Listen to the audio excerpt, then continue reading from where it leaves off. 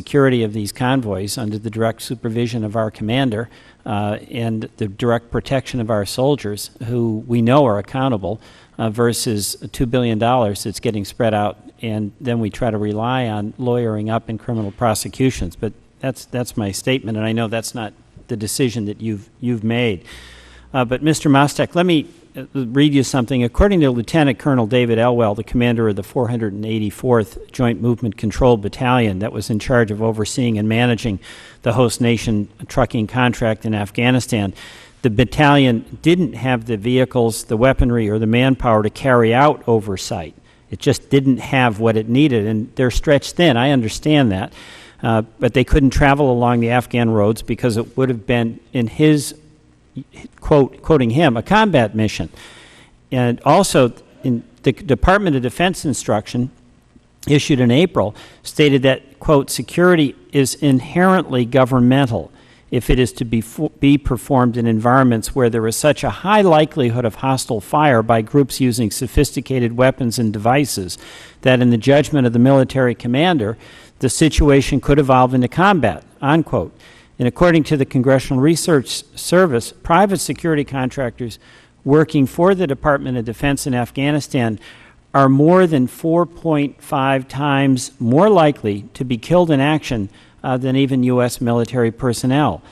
That number is even higher for private security companies providing convoy service. So the question I have, Mr. Mostek, is that in light of these statistics, can you explain what you meant in your statement when you said that the roles of the private security contractors providing convoy security, quote, are analogous to civilian security guard forces, not combat forces? So I can't comment on the numbers by CRS, but 4 times more likely, just on the raw numbers, based upon what I know of casualties, it doesn't track. But that notwithstanding, first off, it goes back to my initial comment where the force protection mission, the force protection requirement is that of the commander. The commander makes the assessment and is responsible for the risk assessment. The guards that guard both movement and static positions in Afghanistan are just that. They are guards. They have no authority to execute any sort of combat role. A great many of the incidents that we are talking about today, in normal sense, are considered criminal elements, not a military enemy in the traditional sense. We're talking about warlords attacking other. These are criminal elements that are engaged. They're not force-on-force military. I mean, again, I don't have your experience and I don't have your knowledge, but I do appreciate that if we don't get those supplies to our troops are going to be in peril. And I would think it's a standard tactic of the enemies of our troops, the ones who want to do them harm, that they would frequently use as a tactic trying to cut off their supply.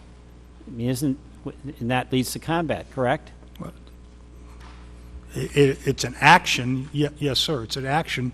Well, does this whole policy depend on whether the folks who are killing the security folks and attacking the convoys that are destined to serve our troops, whether they're doing it for criminal purpose or for a Taliban war purpose? No, sir. But the preponderance are more criminal than they are Taliban. Okay. Again, we cannot guarantee no attack. I understand that. And I just want to again reiterate. I think there's a fundamental strategic question here about whether we want to give $2 billion to folks who have no particular motivation other than to make money, versus have that be under control of our troops, particularly when that alternative force is ultimately going to be, in my I think in the opinion of some, a threat to capacity building of the Afghan army and the Afghan government. Thank you, Mr. Wells. Thank you. Thank you very much. Let me ask if you gentlemen would be willing to answer further questions that might be asked in writing at some point in time, if we give you time to do that. Yes, sir. I appreciate that. Thank you. Also, I just want to run through a couple of things. Following up on Ms. Wells, if, in fact, the United States decides to continue on this way of using small armies of private security contractors to defend the supply chain in the war zone, Has there been any discussion, or can we expect any discussion about getting direct authority and accountability over the private security companies as opposed to going to them as subcontractors? Does anybody know if that's being considered? Sir, part of my, I can share this, part of my answer before on the subcontractor clause would give us visibility into the subcontractor. Yeah, but we'll separate them out from the trucking companies, and so you get the trucking companies going one way, the contractors who really don't have any expertise in this area, and then also be directly in charge of these security people. You mean go directly to a private security contractor So to the military, contract for they'll that? be directly responsible to our military as security people, not through a trucking contractor, not passing it off to the trucking contractors who seem perfectly incapable of doing it. Sir, in my capacity, I'm going to force that consideration to be made. Good, thank you. And I know you've already talked, at least General Nicholson has, about potential future role of the Afghan National Forces on that. You've already talked also about contract transparency with the subcontractors. We appreciate that. We still, I think, need to work on the oversight and the management, getting people outside the gate and getting their eyes on that. And I think I heard everybody say, and I'll ask General Nicholson again one more time, is there a conversation going on now at the Department of Defense about the effects of coalition contracting on Afghan corruption? Is that larger strategic conversation going on? Yes, sir, it is. I want to thank all of you for taking your time and bringing your expertise and information to the committee, and we appreciate it a great deal, as well as your agreement that you'll answer for further questions in writing. And with that, we're going to take about a 5-minute recess, and again, thank you.